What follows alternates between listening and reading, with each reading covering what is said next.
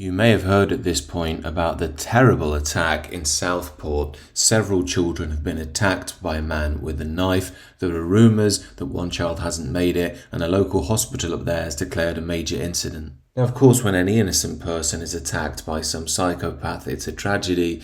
Yet when it involves children, it's all the more barbaric and cruel, and one can only say a prayer for them and the poor parents at this time. However, the next thought that comes along is why on earth would somebody do something like this, and who is this suspect? All we know so far is that it's a 17-year-old who resided in a village called Banks, which is just down the road from Southport. The police have stated that they believe the attack is not terror-related. However, the lack of reporting on the suspect's identity has led many people to get suspicious online. Many are claiming that if the fellow was an Englishman called John Smith, we'd already know all about him and his background. But given the police are staying stum on the actual identity of the attacker, it's led many to assume that it may be a migrant of some sort. There's also this post from LinkedIn doing the rounds. I can't confirm its veracity, but many people are sharing it, and it's apparently one of the fathers stating, "My two youngest children went to a holiday club this morning in Southport for a day of fun, only for a migrant to enter and murder/fatally wound multiple children." Now, many left-wingers are upset because they believe people are blaming migrants and Muslims before we know all the facts, and that's a fair enough point. We should wait to see who actually is responsible before partitioning blame. So while it could be some crazed psychotic English fellow called John Smith, it's also not irrational to assume it may be a migrant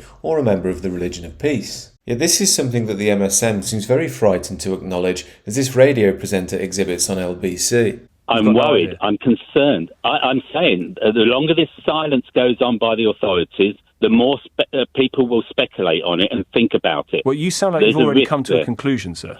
Yes, I have. I think I have in some ways. Right, you've come to a conclusion based on nothing, based on silence.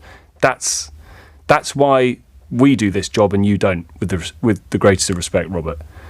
You don't just get to shout into the void and say that you're right on the basis of nothing. Now, I can understand reserving judgment till you know all the facts of a given case, and on top of that, it would be wrong to blame a certain community before you even know if they're guilty or not. However, this fella's point of view isn't built on nothing. First of all, the silence from the police is Exhibit A.